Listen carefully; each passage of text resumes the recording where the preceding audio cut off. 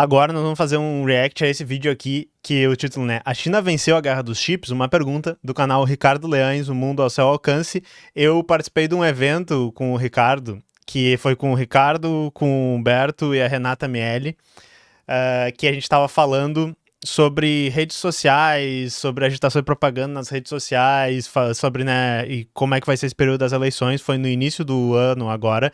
Tá lá no canal Teclas 2, eu vou linkar esse evento lá no final para vocês verem as falas deles. Eu achei muito boas as falas que eles fizeram. E eu vi esse vídeo do canal do Ricardo, né? Eu tô sempre acompanhando. E eu achei muito bom porque é um assunto que eu já queria trazer aqui no canal, que é sobre, né, como é que a China tá lidando com a questão de os Estados Unidos tentando bloquear o desenvolvimento de chips que eles fazem. Beleza? E ele fez uma boa explicação. Eu acho que a gente vai conseguir complementar mais algumas coisas, falar mais sobre por que a parte técnica, essas coisas assim. Então vamos fazer o react aqui ao canal do Ricardo Leães, beleza? Espero que vocês curtam. No início dessa semana, foi publicada uma das mais importantes notícias para a economia mundial em 2026. Uma empresa chinesa relativamente desconhecida, chamada de Aishan anunciou que vai produzir máquinas de litografia DUV para o mercado chinês. Para quem não sabe, as máquinas de litografia são os equipamentos utilizados na fabricação de semicondutores, de modo que sem máquinas de litografia é impossível fabricar chips.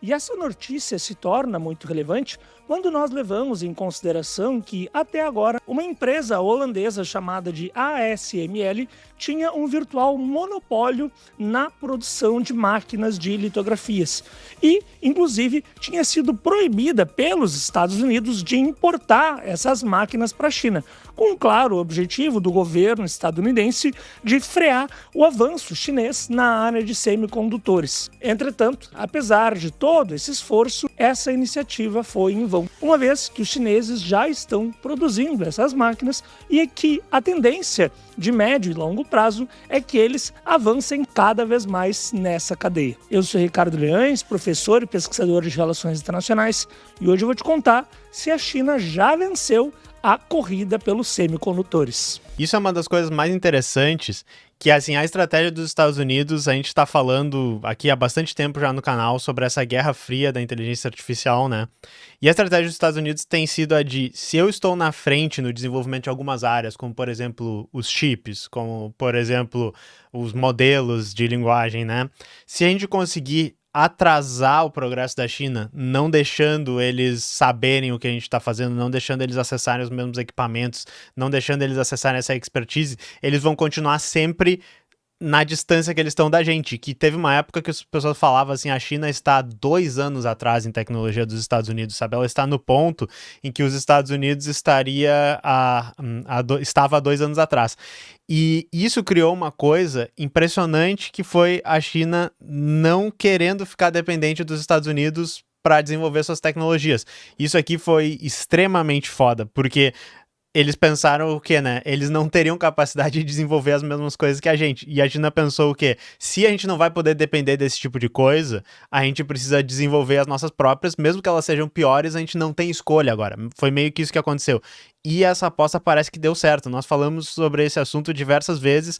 Nas memórias a gente falou que também a China está conseguindo produzir memórias agora num nível que elas estão rivalizando com as mais antigas, né, que viriam das outras players de memória do mundo. E isso acaba sendo bom para o resto do mundo, porque enquanto os fabricantes de memória estão vendendo tudo para data centers, tem empresas chinesas agora que começam a conseguir entrar no mercado consumidor de memórias, que as empresas da Coreia, algumas empresas dos Estados Unidos estão deixando para trás, né? Não estão querendo vender para isso.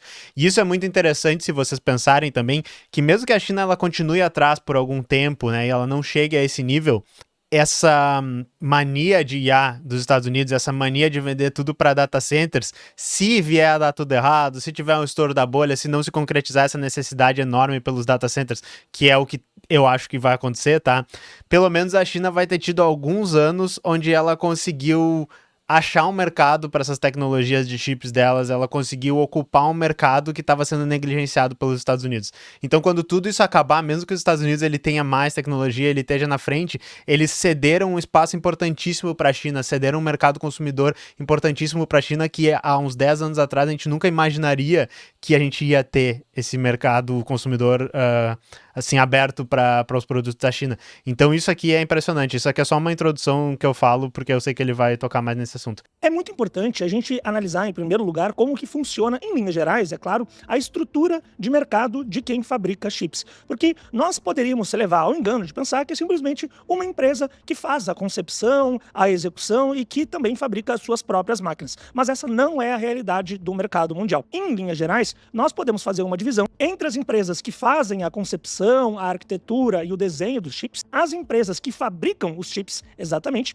e as empresas que fazem essas máquinas. Então, entre as empresas que se ocupam dessa primeira parte da concepção, nós temos a NVIDIA, a AMD, a Qualcomm, a própria Apple, a Huawei. Já entre as empresas que se especializam na fabricação, o grande destaque é a TSMC de Taiwan, mas também temos a Intel, a Samsung, a própria SMIC da China. E por fim, já na área das máquinas, existia um virtual monopólio da ASML, que era essa empresa holandesa que eu mencionei na introdução do vídeo. Eu digo que era um virtual monopólio porque, de rigor, a Canon e a Nikon japonesas também produzem algumas máquinas de litografia, mas não são as máquinas mais modernas desse setor. Então, se nós fôssemos analisar os chips mais modernos e a principal concorrência do setor, sem dúvida a ASML tinha esse grande destaque. Observe então que os Estados Unidos tiveram um raciocínio que fazia um certo sentido, porque a intenção deles é evitar que a China consiga competir em pé de igualdade com o Ocidente na fabricação dos chips. Quando estamos falando de semicondutores, é importante a gente ter em mente que cada um dos semicondutores contém uma quantidade gigantesca de transistores, que são os itens capazes de aumentar o seu processamento. De modo que quanto mais transistores estão dentro de um chip, melhor é a sua capacidade. Isso, claro, em linhas gerais, até porque eu não sou especialista nesse tema. E, portanto... Então, assim, eu também não sou especialista nesse tema, mas eu vou parar aqui, então, para complementar um pouco. Primeiro que eu queria perguntar pro chat se vocês estão falando o nome do Monark, porque vocês estão achando o Ricardo parecido com o Monark. Eu não deixava, hein? Eu acho que ele vai processar vocês. Ele é mais louco que todos vocês. Mas, assim, essa questão dos transistores, né? Transistor é meio que um circuitinho base para diversos componentes do computador, né? Quem fez elétrica, quem fez aula de eletrônica e tal, viu esse tipo de coisa. Mas aí nessas aulas de eletrônica lá que eu tive, a gente aprende, né, que um computador é o quê? Eu sempre falo para vocês, ele é um circuito que ele age como uma calculadora. A gente tem a entrada por um fiozinho ali, que é uma voltagem, né, que vai ser representada como um número dentro do computador, vai passar a eletricidade por dentro do circuito e a gente vai ter a saída no espaço de memória ou num registrador do processador, que vai ter o resultado de um cálculo. E os computadores, eles fazem isso só de uma maneira muito rápida e que permite ser programável, né? Isso que faz do computador ser mais do que uma calculadora, quando a gente vai colocando várias instruções, uma depois da outra, e criando sistemas complexos baseados nisso. O transistor, como ele é a base para fazer vários desses circuitos, ele é a base para fazer circuitos de soma, circuitos de subtração, multiplicação, guardar na memória, todo esse tipo de coisa, ele é um circuito que quanto mais a gente consegue colocar dele dentro de um pequeno chip, né? Quanto mais a gente reduz ele para que tenha mais dentro de um chip, mais processador a gente consegue fazer tipo mais operações por segundo, porque eles são menores, então eles são mais pertinho, a gente consegue botar mais circuitos para fazer soma, mais circuitos para fazer subtração. Então geralmente, e a gente falou disso alguns vídeos atrás quando a gente estava falando da lei de Moore, né, acho que foi no vídeo do Adrenaline, a gente falou que assim, a indústria ela tinha essa ideia, e isso é uma coisa principalmente dos últimos, sei lá, 30, 40 anos que a gente tem da indústria de hardware, que a gente precisa miniaturizar os circuitos, colocar mais transistores dentro do mesmo espaço ali do circuito, e isso vai sempre ir aumentando a capacidade deles, né? Então isso gerou uma competição entre todas as empresas para fazer as máquinas que conseguem fazer esses circuitos em miniatura, esses circuitos pequenos para reduzir cada vez mais o tamanho dos transistores. Esse é o tal dos nanômetros que vocês ficam escutando o pessoal falar, era tantos nanômetros, daí virou isso aqui, vai dando essa diminuída, né? E que nem ele disse, essas máquinas, a capacidade de produzir esse tipo de coisa, poucos países tinham. A ASML tem isso, ele falou ali da Nikon e da... Era outra, eu esqueci o nome da outra, mas enfim, as indústrias que têm o potencial disso.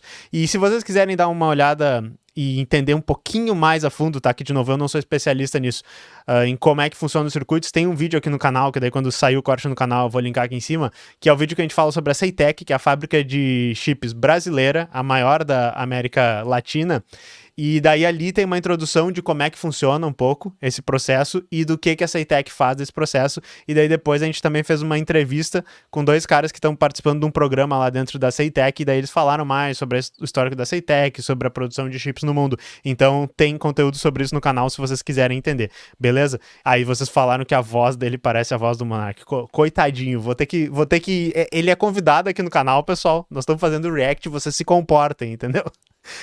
Vocês se comportem.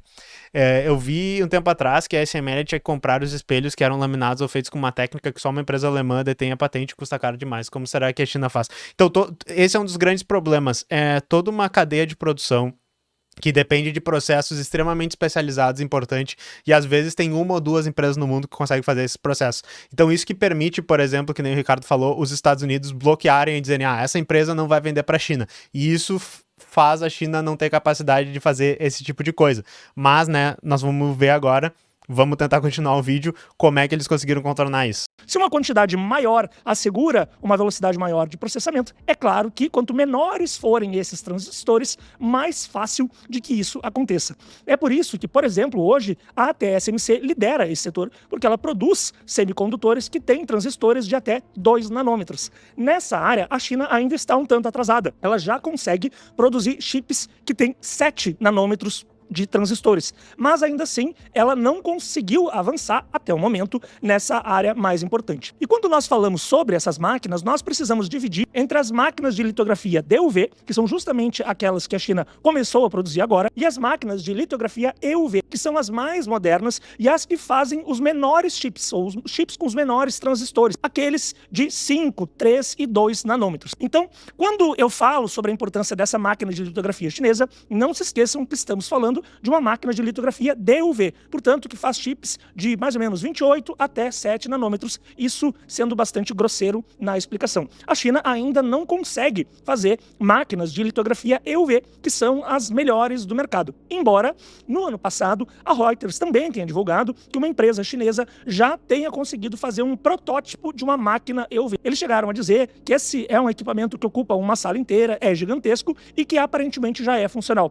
Mas observem que existe uma diferença entre ter um protótipo de uma máquina e uma máquina que consegue produzir para o mercado. A China ainda não está nesse ponto nas máquinas EUV. Mas, de qualquer modo, o que eu quero falar nesse momento é sobre o porquê de os Estados Unidos terem adotado essa estratégia. O que o país observou é que a China vinha avançando rapidamente na área de semicondutores. E essa é uma das áreas mais importantes, tanto para a economia mundial quanto para as forças armadas. Hoje em dia, qualquer país que se pretende como uma grande potência precisa ter acesso aos melhores e mais capazes chips. Então, evidentemente, considerando-se que os Estados Unidos estavam na dianteira em relação à China, eles não gostariam que os chineses fizessem esses últimos avanços. E aí, o raciocínio que os estadunidenses tiveram foi que a melhor forma de atrapalhar o crescimento chinês e talvez até de inviabilizá-lo seria impedir que a ASML vendesse as suas máquinas para a China. Porque até então a China já tinha importado algumas máquinas DUV da ASML, mas ela ainda não tinha máquinas EUV. Então, qual foi o raciocínio dos Estados Unidos? Em primeiro lugar, impedir que a China tenha qualquer acesso a uma máquina EUV, que são as máquinas mais modernas, lembrando sempre. Em relação às DUV, tudo bem, a China já tinha algumas, mas que pelo menos ela não pudesse comprar mais. Então, a partir de 2023, na prática, essa porta se fechou para a China.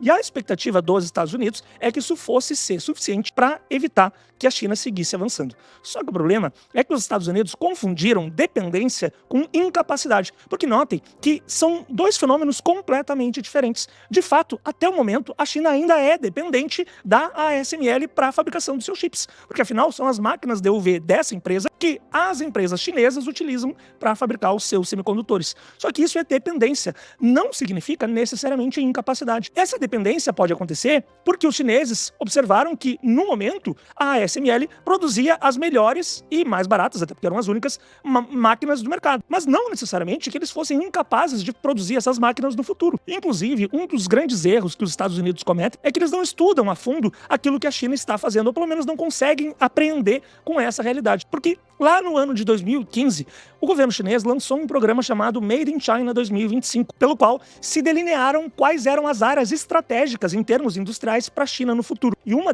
Só vou fazer um adendo aqui também e recomendar para vocês.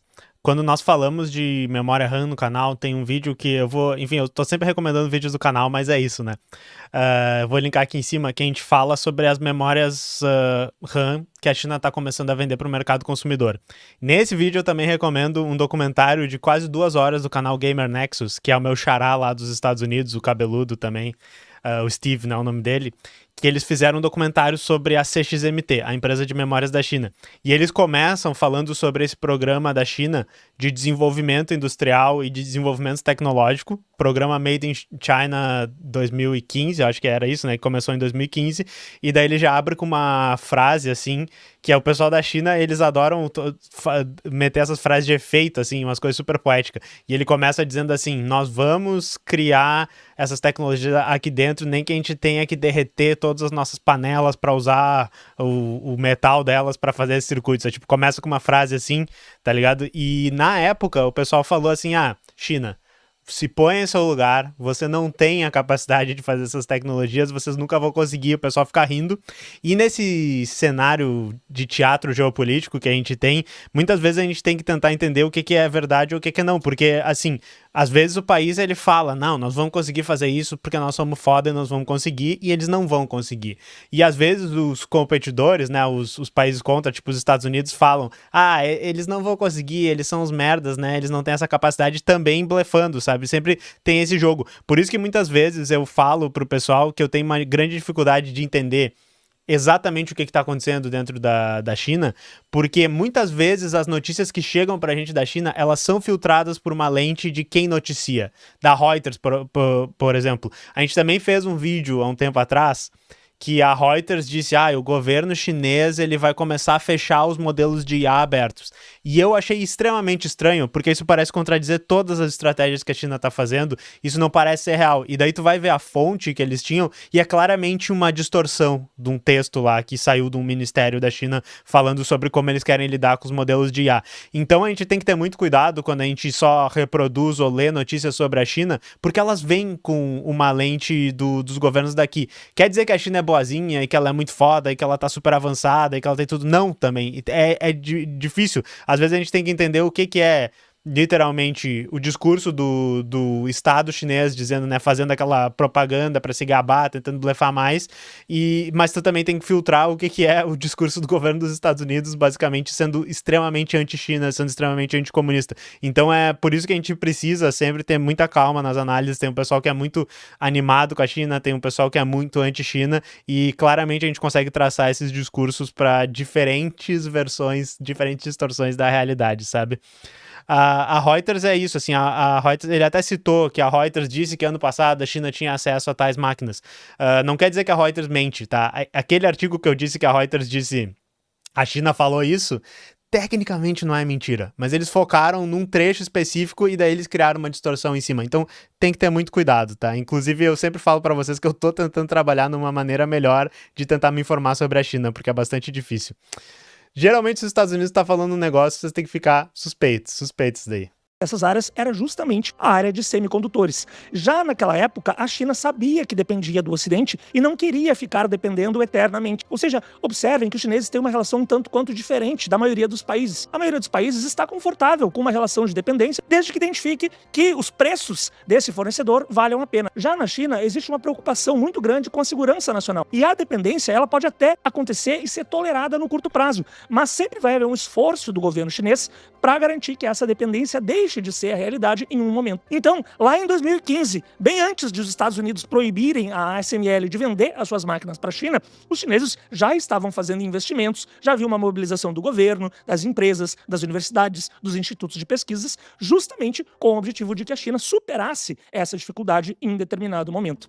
E observem, pessoal, que essa não é uma realidade exclusiva da área de semicondutores, porque a China já tinha feito essa trajetória em outros segmentos industriais. Por exemplo, trens-bala, painéis solares, turbinas eólicas, baterias e veículos elétricos. Em todos esses segmentos industriais, a China largou atrás da concorrência ocidental, mas chegou um momento em que ela conseguiu superá-los. E notem que sempre há uma arrogância muito grande do Ocidente em relação a esse tema. É muito comum que se ouça no Ocidente que os chineses não vão ter condições de fazer, ou que, se eles tiverem condições de fazer, que são apenas cópias, que não são produtos de boa qualidade, que não vão ter condições de concorrer no mercado. Tem, inclusive, um vídeo antigo do Elon Musk em que ele fala sobre os carros da BYD. E vejam exatamente o que ele falou naquela oportunidade e me digam se essa avaliação foi correta. There's competitors now ramping up, and as you're familiar with BYD, which is also on the West Coast, I think they're ramping up production of their electric vehicles. Warren Buffett owns 10% stake in that. Why do you laugh? BYD is trying to compete. Why do you laugh? Have you seen their car? I have seen their cars, yes. In fact, at the Berkshire Hathaway meeting, I saw their cars. Yeah. Well, they are on a different, tell me why you're laughing. You don't see them at all as a competitor? No. Why is that? I mean, they offer a lower price point. I don't think they have a great product. Why is that? I don't think it's particularly attractive. The technology is not very strong. And BYD as a company has pretty severe problems in their home turf in China. Right. So I think their focus is, and rightly should be, on making sure they don't die in China. Pois é, esse pensamento de Elon Cara, e eu assim, ó, nós ainda vamos fazer uma parte 2 do vídeo falando sobre o IPO da SpaceX, porque assim, obviamente, tá, eu tava certo naquele vídeo, que a empresa, pra quem não tá ligado, né, vou só complementar aqui, React é isso, é eu saindo falando um monte de coisa, né, rindo de nervoso, exato, como o cara é canalha, né, imagina se o pessoal da BYD vai fazer carros que conseguem competir comigo. E eu achei a repórter boa. A repórter, por que você tá rindo? Tá com patati patatá enfiado no cu? O negócio da SpaceX, tá? Vejam depois o vídeo completo aqui no canal. Mas a gente fala que, basicamente, é assim. Eles fazem um IPO da empresa que é uma empresa de foguetes que, na realidade, ganha dinheiro com internet a satélite.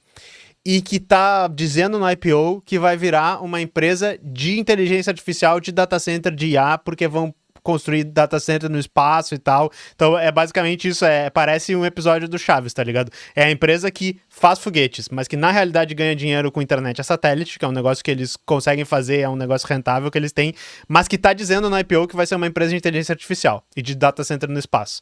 Aí eles pegam e valorizam a ação, né, o preço que ela vai começar a ser vendida, muito acima de qualquer expectativa, e isso deveria ter sido um treco que foi feito tecnicamente pelo mercado, mas por causa de um esquema que as bolsas vão ganhar dinheiro vendendo as ações do Elon Musk, sabe? Toda vez que vendem uma ação da SpaceX, paga uma taxa para essas bolsas, para esses câmbios que fica lá as ações, então eles negociaram antes com o Elon Musk que para as ações dele aparecerem dentro dessas coisas, o preço ia ser avaliado mais alto do que era, tá? E daí no momento que vende essas ações e o pessoal falou, o Elon Musk virou trilionário, né? Primeiro trilionário do mundo, não sei o quê. Esse preço inflado que tava as ações, eventualmente ele vai descer. E ele já desceu agora, ele tá $20 abaixo do que o preço que eles abriram. As pessoas que venderam primeiro a esse preço inflado e até um pouco mais, porque chegou a quase $200, são as pessoas que realmente investiram no início da SpaceX. Os sheiks sauditas que botaram dinheiro, o bilionário dos Estados Unidos, né? Não é o investidor sardinha pequenininho. Então essas pessoas que tinham as ações iniciais e que venderam a esse preço enorme inflado, são as pessoas que não acreditam que essa empresa realmente vale tudo isso, sabem a verdade, né, porque elas estavam lá desde o início, mas que elas conseguiram finalmente reaver os investimentos vendendo para quem? Para os otários fã de Elon Musk, que tem medo da China, que são, né, trumpista, maga e tal. Essas pessoas ficaram segurando a bomba que é o preço das ações do Elon Musk. Eu já disse isso lá no vídeo porque eu sou um gênio? Não, eu só tava lendo as pessoas que eram críticas a isso e que estavam olhando os dados ali e que, né, enfim, eu só filtrei um pouquinho desse discurso ali para vocês. Basicamente o que aconteceu, eles botaram essa bomba dessa ação que não vale todo esse negócio, né, que depois que estourar a bolha da IA pode até ser que caia muito mais, na mão do investidor sardinha que eles enganaram por meio dessa ideologia, por meio do Elon Musk é o Iron Man, ele é o cara mais foda de todos, ele ri dos inimigos da BYD, não sei o que. Por causa disso, eles fizeram o investidor sardinha comprar a um preço superfaturado a ação que estava na mão antes de sheik saudita, de bilionário e tal. Então, enfim, só dando esse complemento aqui sobre quem é Elon Musk, né? E realmente eu concordo com a repórter. Por que você tá rindo? Você tá com o patati patatá enfiado no cu? Musk não é exclusivo dele, não é ele a única pessoa que pensa dessa forma. Os ocidentais tendem a pensar que os chineses não são capazes de ter um bom sistema de inovação. E muito disso porque, de fato, eles observam que os chineses fazem cópias dos primeiros produtos que eles importam do Ocidente. Essa é uma estratégia que os chineses utilizam. Mas, gente, não é porque eles copiam num primeiro momento que eles pretendem ficar copiando para sempre. Eu faço uma pergunta para vocês. Quando vocês vão estudar um idioma estrangeiro ou aprender um instrumento musical, qual é a primeira etapa desse aprendizado? É justamente a cópia. A gente começa aprendendo copiando aquilo de quem já sabe fazer. E só depois é que nós podemos evoluir para uma situação diferente. No caso dos chineses, é exatamente essa mesma lógica que funciona. Então, num primeiro momento, os chineses importam tudo. Depois, eles começam a montar os produtos que eles querem fabricar. E, a partir dessa evolução, eles vão criando uma rede de fornecedores internos para atender essa mercadoria específica. Quando isso se torna uma realidade, os chineses têm um primeiro modelo acabado, que sim, é uma cópia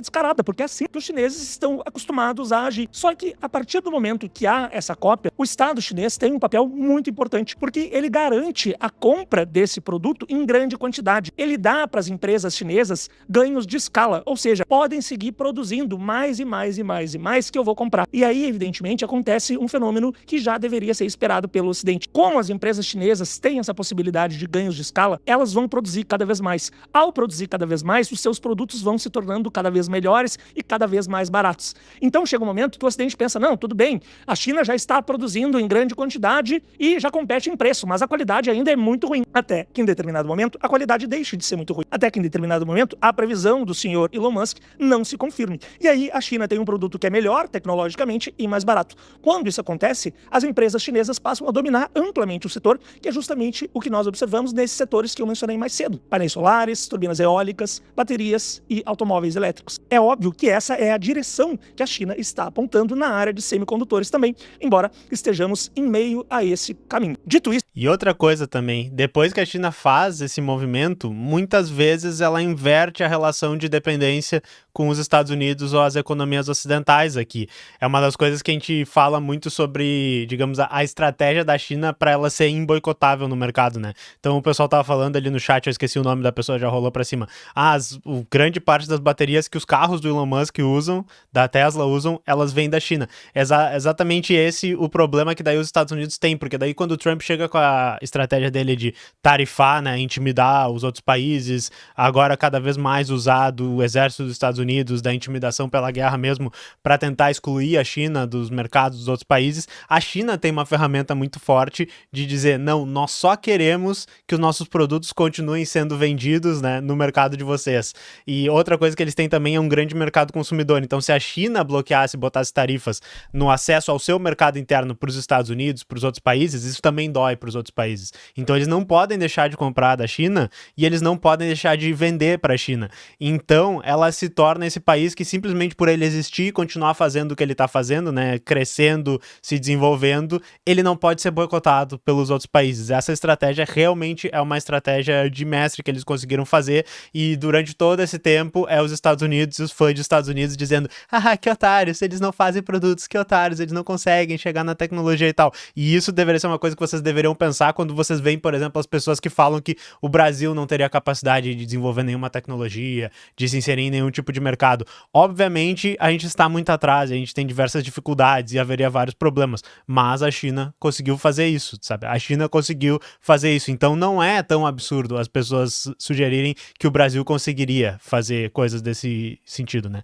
Mas vamos continuar aqui. Isso, pessoal, aqui podemos chegar na pergunta principal desse vídeo. Tá, mas então é possível afirmar que a China já venceu a corrida dos semicondutores? E aí, nesse sentido, eu preciso ser categórico com vocês. Não, a China não venceu ainda a corrida dos semicondutores, por alguns motivos fundamentais. Em primeiro lugar, a China está começando a produzir agora máquinas de litografia DUV, ou seja, ela ainda não consegue produzir em massa máquinas de litografia EUV, que são as mais modernas. Ela já tem o protótipo, que eu mencionei mais cedo, mas ela ainda não produz em larga escala. E mesmo essas máquinas DUV, que começaram a ser produzidas pela empresa estatal Aishina, mesmo elas vão vir em pouco a quantidade no primeiro momento. São 7 previstas para esse ano e 20 previstas para o ano que vem. Então vai levar um tempo ainda para que a China consiga avançar nesse setor. Mas a grande questão é que a tendência é essa. A tendência é de crescimento. A tendência é de Ela tá na corrida ainda. Esse é o grande problema, né? A segunda maior potência do mundo está na corrida.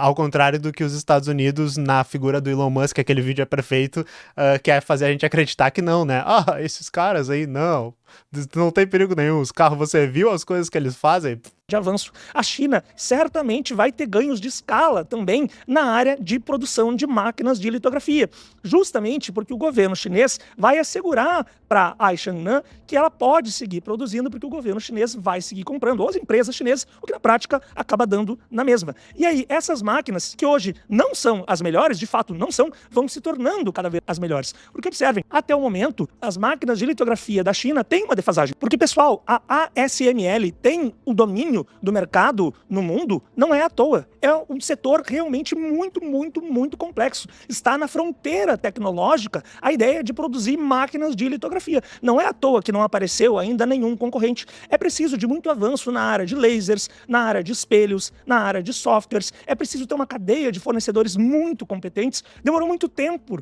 para a ASML chegar até onde ela chegou. Só que a grande questão é que, como a China tem esses ganhos de escala, ela vai ter as condições de chegar no ponto da ASML em determinado momento. Isso, evidentemente, em relação às máquinas DUV. Já nas máquinas EUV, a China ainda está atrás. Ela não tem nenhuma máquina que esteja funcionando no mercado. Ela já tem um protótipo, mas é só isso. Então vejam que falta bastante para que a China consiga avançar nesses setores. Até o momento, a China só produz chips de 7 nanômetros. Ela ainda não consegue produzir os chips de 2 nanômetros da TSMC. Então sim, ainda falta um caminho. Mas, considerando todo esse passado chinês, vocês acham honestamente que é possível parar nesse momento os chineses? Eu cheguei a comentar lá no meu Twitter que o avanço chinês é irresistível. E eu digo irresistível pelos dois sentidos, pelas duas acepções da palavra. Tanto no sentido de que é impossível resistir, quanto no sentido de que é fascinante, porque é exatamente isso. Todo mundo que estuda economia industrial está maravilhado com aquilo que a China vem fazendo. Hoje a China representa mais ou menos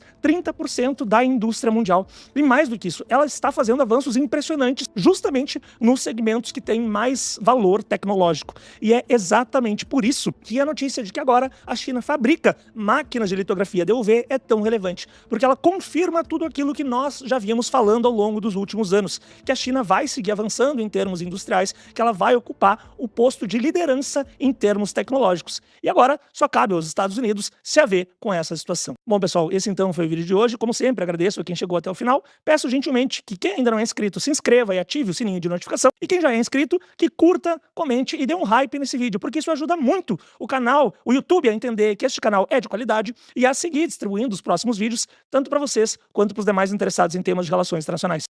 Vou deixar aqui então no chat para vocês darem uma olhada. Isso aí, ó.